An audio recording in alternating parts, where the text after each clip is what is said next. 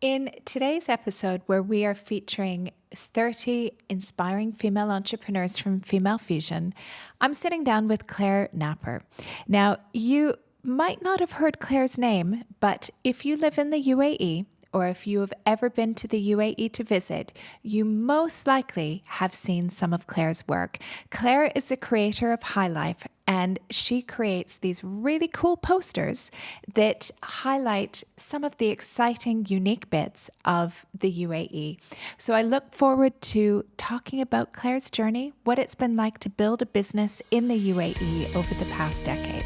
Welcome to the Women on the Rise podcast. I'm Jen Blandos, and I am so excited to share with you that for the next 30 days, I am introducing you to 30 of Female Fusion's members from around the world. They are going to share with you their stories of entrepreneurship, their highs, the lows, what inspired them to get into business, which I hope will inspire you along your entrepreneurial journey. Welcome to another episode of Women on the Rise. And today we are joined by Clare Napper, who is the founder of The High Life. And not only has Clare built a beautiful business in the UAE for over a decade, she's also one member of Female Fusion. And we are so excited to have her here today. Welcome, Clare. Thanks, Jen. Really delighted to have you here. I remember when you joined Female Fusion, I was like, oh, so cool. I love Clare's work because I've lived in the UAE for 15 years, pretty much. And I remember when I arrived here, how iconic your work was. Maybe for people who don't know about you and your business, you could tell them a little bit about you, your journey, and what The High Life is. Sure. So I arrived on these shores in 2007 to work in an advertising agency, Saatchi & Saatchi.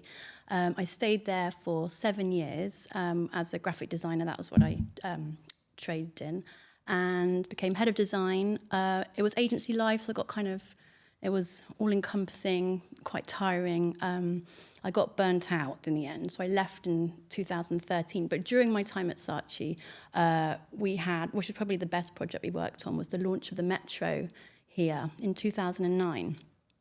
So we had a sort of large team, and I was responsible for all the graphic design side of that, doing all the little brochures and things, and kind of helping to come up with ideas for the advertising. So when we were launching that, I started researching how other countries had launched their underground systems and subways.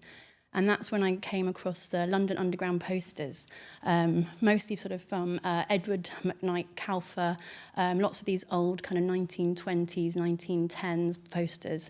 And I completely fell in love with them. I love the simplicity of them. So over time, I thought this would be a really good way for the metro in Dubai to kind of share the different stops on the metro. So we kind of presented it to RTA as a idea.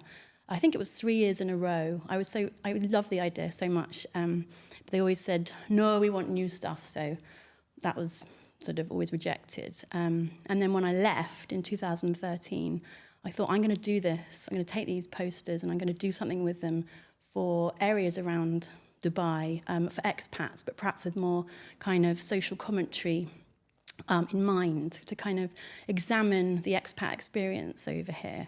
And so in 2014, after designing my first collection of posters, kind of around my freelancing at the time, so in the evenings I was working on these posters, and I managed to get together 18 of them, and then I had my first exhibition, and I sort of told all the press, and I had this exhibition in a busy restaurant, and they just kind of took off. Everybody kind of connected with them, and within 2 weeks I could tell this was going to be something that I could do as my main kind of occupation. So that was 9 years ago now, and I've still been doing it. So yeah. Wow. That's like every artist's dream, isn't it? That, oftentimes you're starting doing work on the evenings and on the weekends, and then you reach a critical point where you're like, I don't need this job anymore.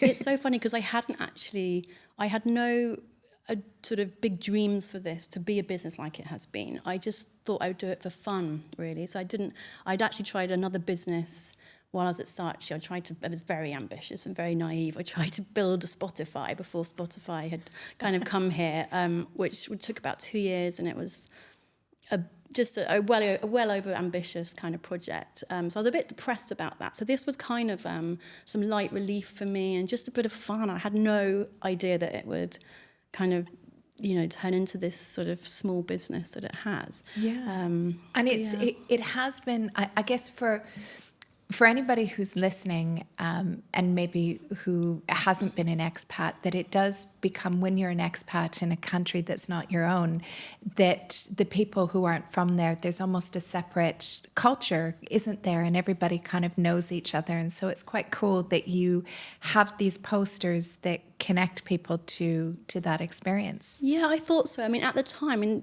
bear in mind this was sort of a decade ago, and the city's, so much bigger now. But back then, I mean, when I first arrived, as a sort of a Brit coming, there was only a handful of places that we could really even go out and let our hair down. Like, there was like Barasti, and there was Chi at the Lodge.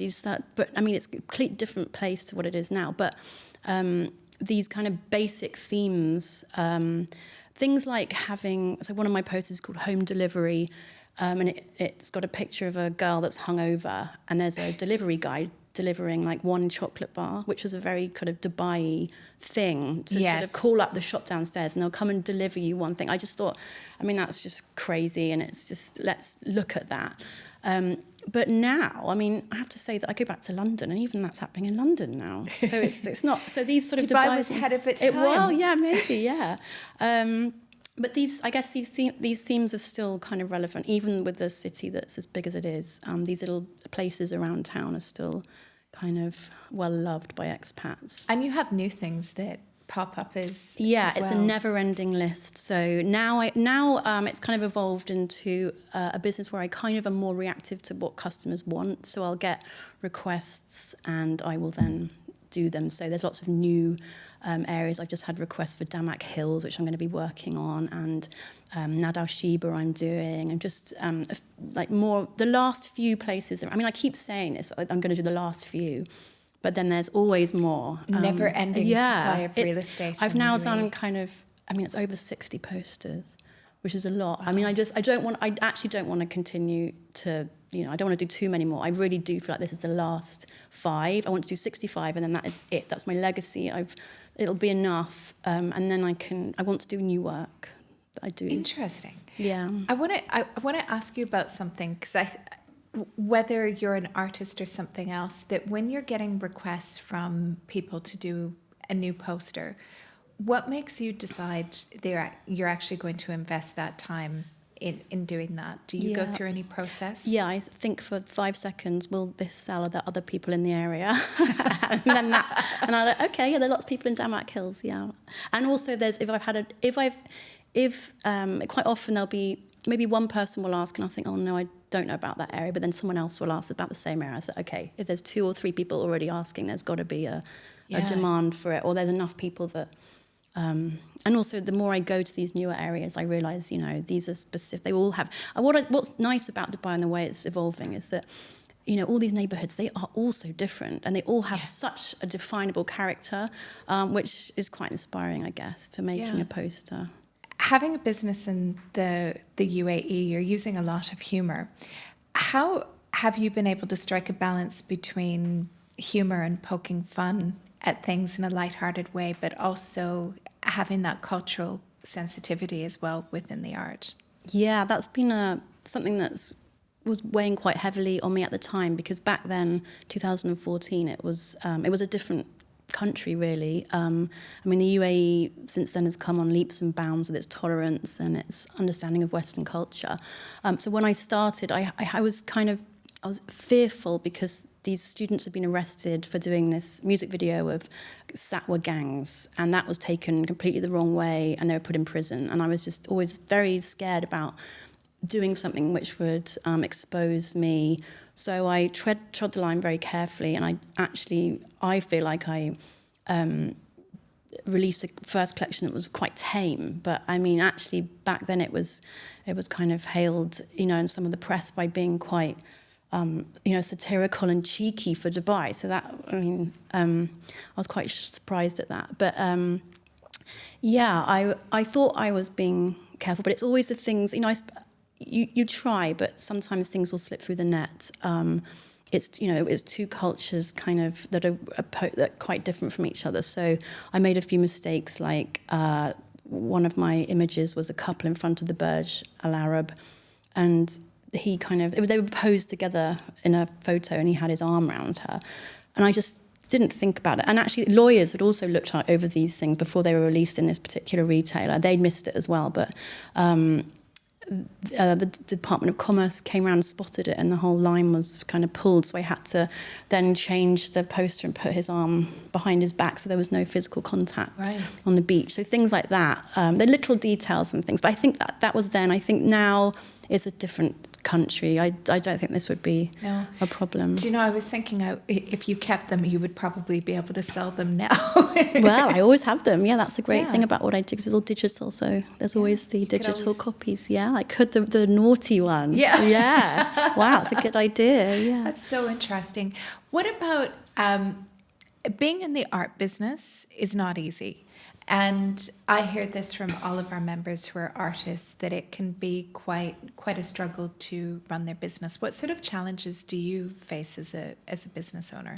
The main ones for me, when I got into this, I had no business experience. I was just a graphic designer who had done freelancing, so I was able to kind of manage myself and my time. I had absolutely no experience in launching products, taking them to market, selling them, scaling up that kind of load of products. So I made a lot of mistakes. But I think for me, I kind of quite enjoyed the learning process. The main challenge, I think, for what I do, so part of my business, so I design all these posters, but then I launched into retail. So I put these posters on notebooks, calendars, kind of fridge magnets, you name it. And when I started doing that, I made a lot of mistakes for stock and stock management. I remember when I was younger, I used to watch The Apprentice. It's like the UK equivalent of Shark Tank. And Alan Sugar always used to set these tasks for the people, and they would always screw up the stock tasks. It's just about keeping on top of inventory, working out how many you need to reorder, and reordering the correct amount. Then they would always screw it up. And Alan Sugar would always say, "This is the hardest thing to get." And I was like, this looks easy. But sure enough, it really is the hardest thing to kind of get to grips with. How did you learn how to do that? Well, just by loads of mistakes. I mean, actually, when I started, I was just blindly naive, trying to operate. And it all happened quite quickly. So in the first sort of 2 years of doing retail, at one point, I was suddenly dealing with thousands of products across like 30 plus stores, a few two chain retailers and like smaller boutiques with just me, and a paper system. And I mean, that was chaos. Yeah. So I overcame that by coming to my senses after a few bodged reorders, or not knowing when I needed to reorder. That was a big thing, if you just don't know when you're running out of stock. So obviously first thing was to invest in a kind of customized digital inventory system, which helped a lot. And then what else? I guess keeping hold of your stock, protecting your stock. So when it's in storage, I was keeping it in my garage. I had this lovely big villa, and half of the garage I was just using as a store. But of course, if I was getting some stock out, or if there was a gap in one of the boxes and there was a sort of sand, dusty day, you would ruin all your stock. Yeah, so that was just some lessons as well. Keep the stock properly maintained, and then just working with the stock, with deliveries, and getting your contracts in place so that when you're... so I was doing a lot of consignment, which when you're starting out, most retailers would be like, you can only bring consignment, which is fine, but get your contract, get a good contract, get them to sign a contract saying that they have to at least look after your product. So there was one time when they've gone bust now, but it was like a big kind of eco-friendly kind of store on the Shakeside Road, and they had water damage, and they just ruined all my products. But then they said, oh no, it's consignment, whatever. There's nothing protecting me. So then, And their insurance didn't cover that? No, because I was consignment, so it just wasn't, no. So that was annoying. But it's things like this, right, that you don't know Until it happens, you know. yeah.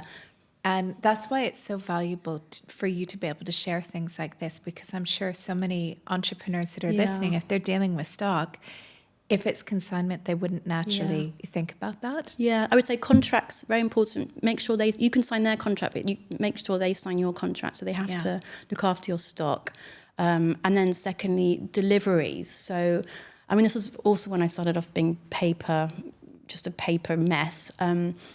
I was delivering stock to these places, but I was just getting a squiggle as a sign-off by the delivery guy, in their kind of warehouse. That's not good enough, because quite often, stocks will go missing. And you're like, where's my stock? Here's the guy that signed it. We can't read that. That's not one of, that could be anything. So even just getting a proper name written, in capitals, and then a good signature, and get them to spend, 10 seconds doing a proper sign-in, was that, that happened 2 or 3 times, losing stock. So now those delivery notes are very important. Now you've got a system in place for all of it. These are little things that they can't, although saying that now, I don't do so much retail as now. I just work with Spinneys as a big retailer over the Christmas period, and sort of cards throughout the year. But I have cut back on I was looking for a new retailer, but there isn't really one to have all through the year that's a big chain. Gallery One was the one that was good for art, but I don't want to work with them anymore. I had a few issues with them. And for those who are listening as well, if they don't know, Spinneys is a big supermarket in the UAE, like Sainsbury's or Waitrose or something like that as well. Yeah. As a business owner as well, you work from home. How do you find that for almost past decade, your business has been out of your home? How has that gone? Yeah, this is what I was looking forward to talking about, actually. I read a book over COVID, which was by a guy called Mason Curry, and it talked about artists, the daily rituals of artists and philosophers and writers and people that basically are at home, self-employed and creative minds. And how do you get the best out of yourself? And this book was really interesting. It had kind of all these famous people and what their daily rituals were. And I do think that's really important when you're trying to come up with creative ideas, or even if you're an entrepreneur. Routine is the kind of bedrock for a space for you to be able to do that. You have to kind of make everything structured and planned to enable the kind of creative chaos to kind of ensue. So I've learned a lot over the time of how to manage myself, which I think is really, really interesting, because I can take that into whatever I do moving forward. But I do think there are a lot of things you've got to get right about your routine to get the best out of yourself. And so many things, just the smallest thing, if that's wrong, it will affect the whole day. The whole day. So what does a typical day for Clare look like? Yeah, so I just got back after 5 weeks from the UK, and I am wanting to change my daily routine. Before I went, I had kind of slipped into, and I had been doing this for a good couple of years, going to bed late and getting up late, which in itself isn't necessarily a bad thing, because I'm still doing the same amount of hours as everybody else. I'm just doing it later. And I've always thought of myself as an owl, and I like to do creative work in the evenings, fine. But I am thinking I want to try and bring it. I want to try getting up early, really early, like lots of people I know do, and seeing if that works better. And seeing, because I was having problems with my sleep, and that was then starting to affect my mood, my creative energies, and my output. So because of the sleep issues, I'm trying now to work on that to tweak my routine. It's interesting that you say that, the whole idea around sleep.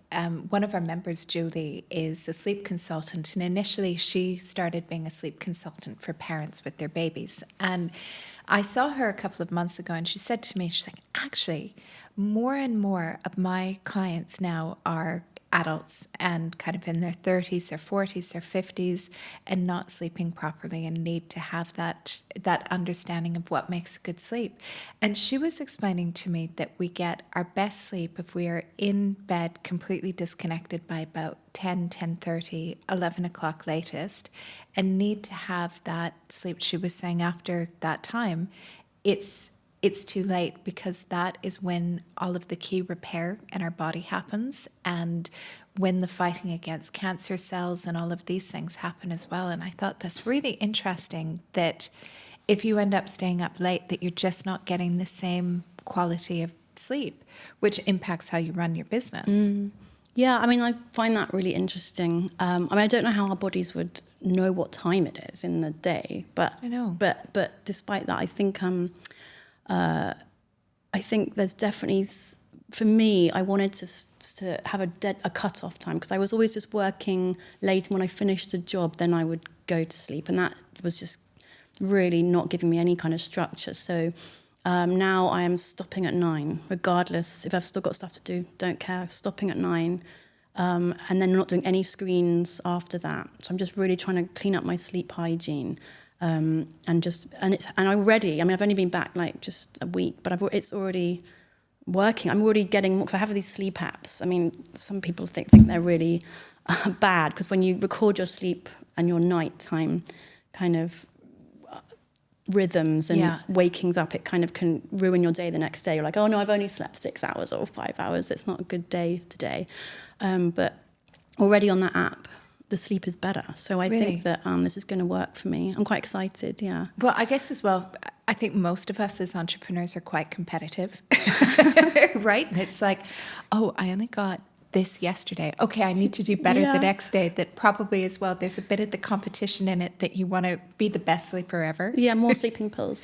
Yeah, exactly. Have the best sleep, have the best business, all of these sorts of things.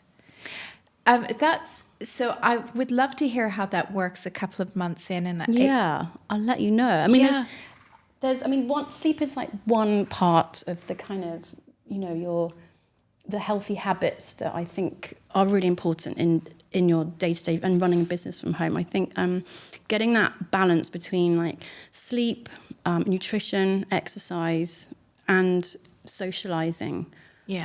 Just getting that balance right is really important. And I mean, I want to add meditation into that.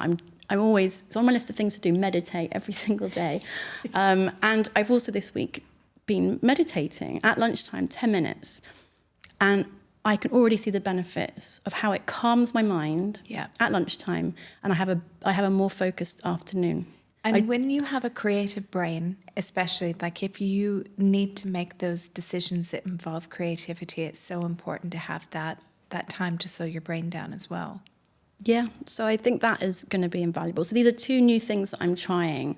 This is why I'm kind of really excited to talk about routine, because I feel like everybody can improve their daily routine to kind of help their business. So they're the kind of healthy habits. Then, of course, you've got, managing your time.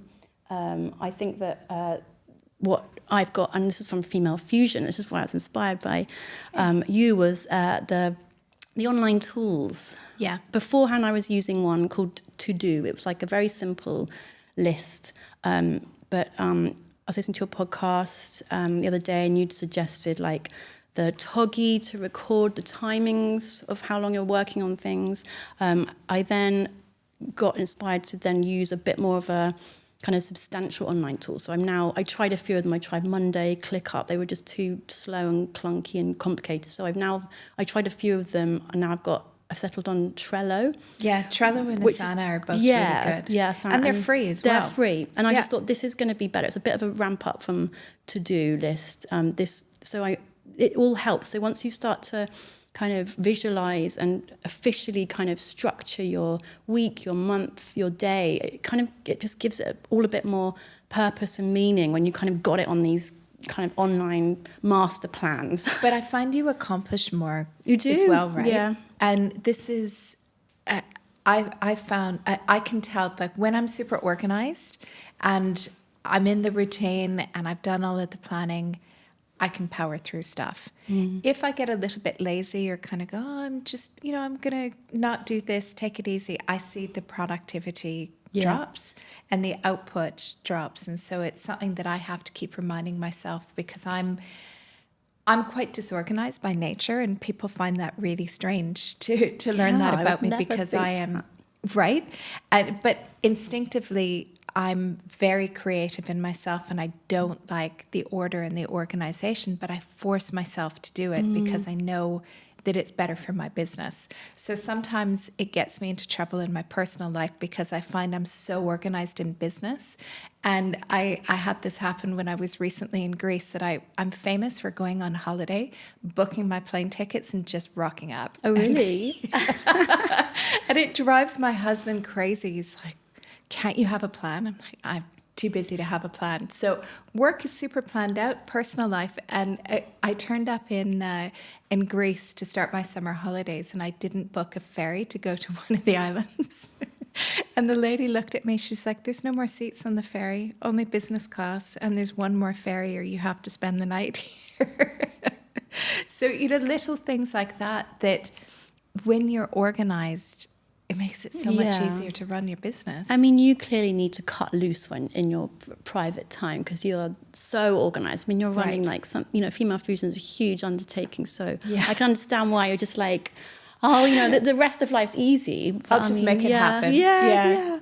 That's so funny. I just think that, I was laughing because when I was sort of going through this kind of things I wanted to talk about, I was thinking back to how I ran the business before, and actually these online tools, they've only really been around for 3-4 years. So when I started High Life, I was really doing a sort of a paper business. Yeah, but we all were, it was right? just lists, and I just look at my thing. I was just writing. I was listing notebooks. I was listing post-it notes. There was I had a cork board of just lists. I had things stuck on the wall. Cork board. I couldn't find anything. If you ever needed to find anything, I had, to even get something, a reminder, I'd have to set an alarm on my phone or something as kind of basic as that. Yeah. And it was actually complete chaos, really, looking back. I don't know how I even managed to, and that was actually probably the busiest time of the business when I kind of started it.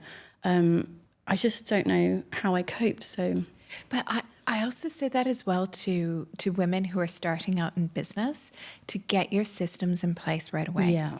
Because if you can have a system in place right away, it's going to grow with you. You might need to upgrade the system, but at least you get into that habit of having the system when you're running your business. Yeah. I would love to hear from you as well about creating an art business.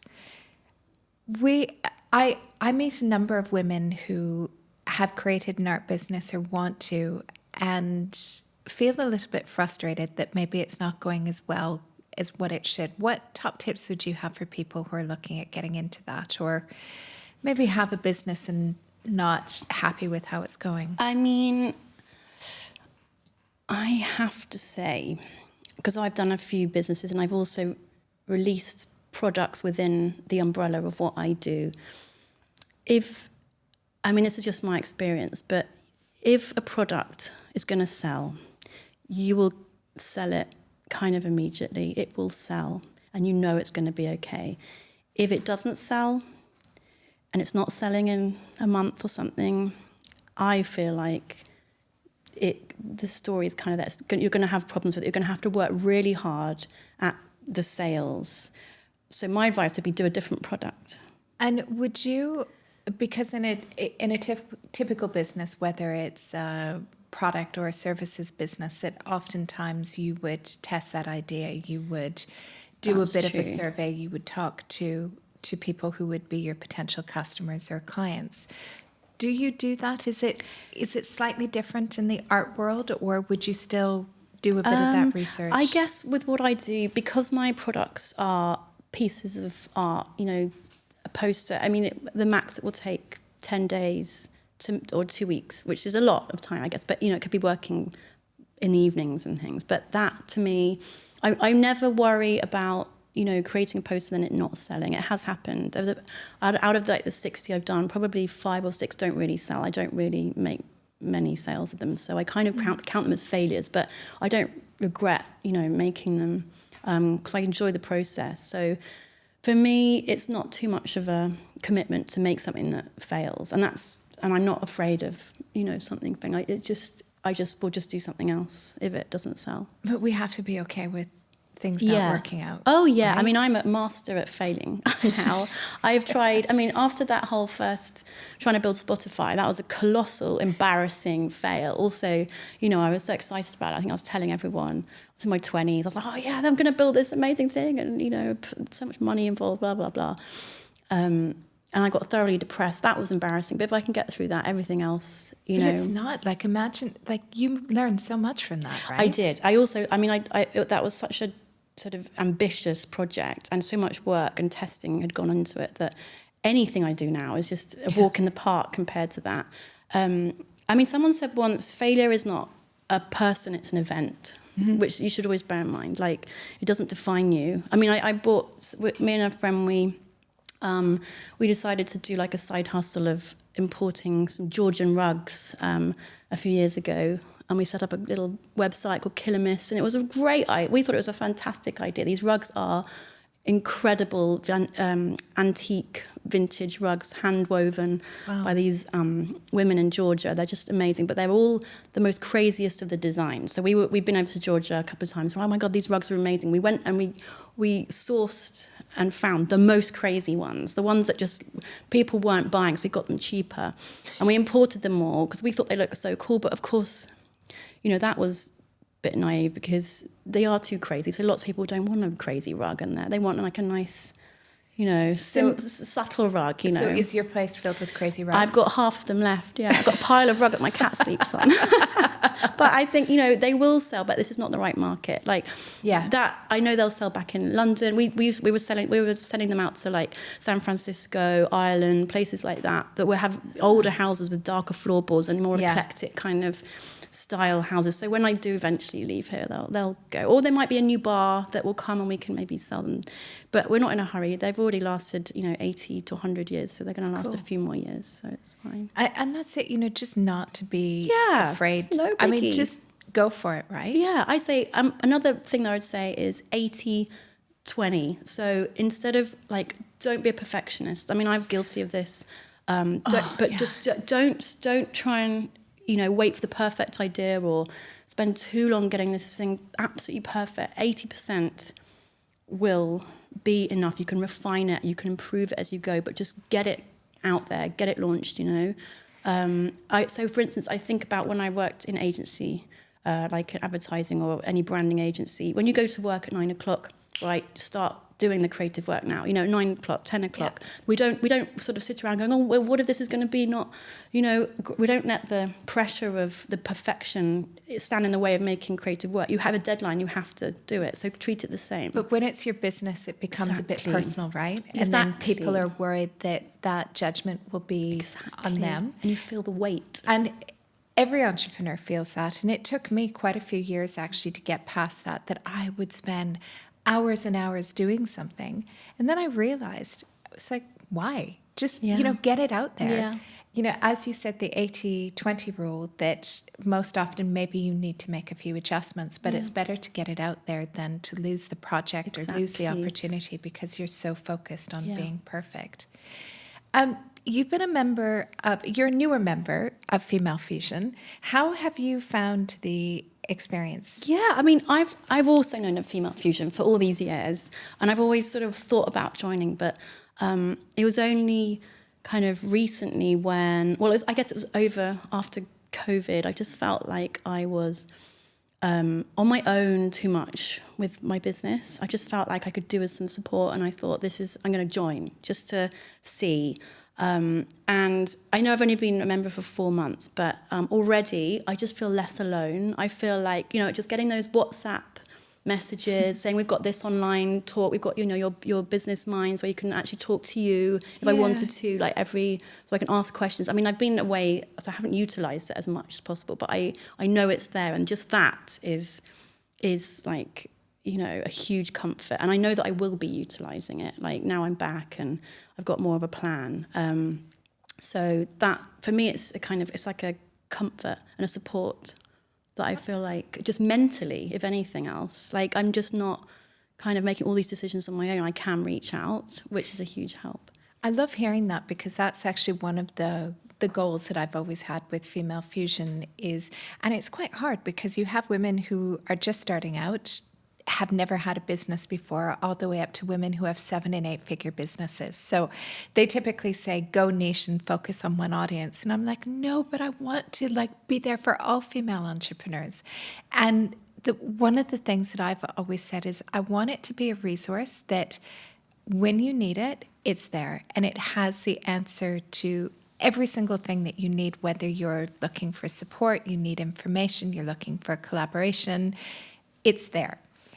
So I'm really happy to hear that that's kind of ticked one of the boxes. My friend was struggling. I spoke to her yesterday, and she's like, "Oh, I've got to sort this out." And she's carrying the weight of her business, and she's doing it all alone on her shoulders. And I said, "Look, you need to join Female Fusion because you will just not be alone. And you can all these questions and decisions that are weighing so heavily on you. You can just share them, and you get feedback, and that's just invaluable." So, and everybody's so nice as well. That's so nice. That's what I like, is that I really want to build this community of just nice women who are not competing with each other, really supportive and want to see everybody succeed. So I'm so happy that you're part of that community. You've done an amazing job, Jen. I mean, what a force you've created. It's so good for everybody here. Thank you. So what's coming up? You're hitting 10 years of High Life. Well, it'll be 9 years in November. Okay. So at the moment, I'm kind of working on, my main thing is working with a Swedish company who have a design engine. So this is a thought, because I'm coming to the end of my High Life posters. I want to try and ramp up the sales, because I get a lot of customers asking, can you customize them? So I'm working with a Swedish company who have a design engine. So when you go onto my website, you'll be able to click on something which says design your own poster. And you're going to go on to this, and it will have elements from the posters, some new elements, a few different templates to start with. And you can design your own kind of High Life poster. I love that. So it could be like if somebody's leaving the country and you want to give them a poster, it could be customized with like the family and the pets. I mean, there'll be, because it's obviously pre-made graphics, it'll have to be, it'll be kind of a brown haired person or a brown skinned person. It won't be very specific of what, it won't look like them. It just have to be like whoever is in as the figures. But more so kind of years you can type, so you can write little messages, you can write, or you can have like Dubai and you can write the exact years that your friends were there, which I think would be quite good for people. Then there's like little areas of town, places around town, their favourite areas. I think it's just going to be, it's going to hopefully inject some life. And I'm going to be the only person in Dubai doing this, where you can create your own kind of art and then have it delivered.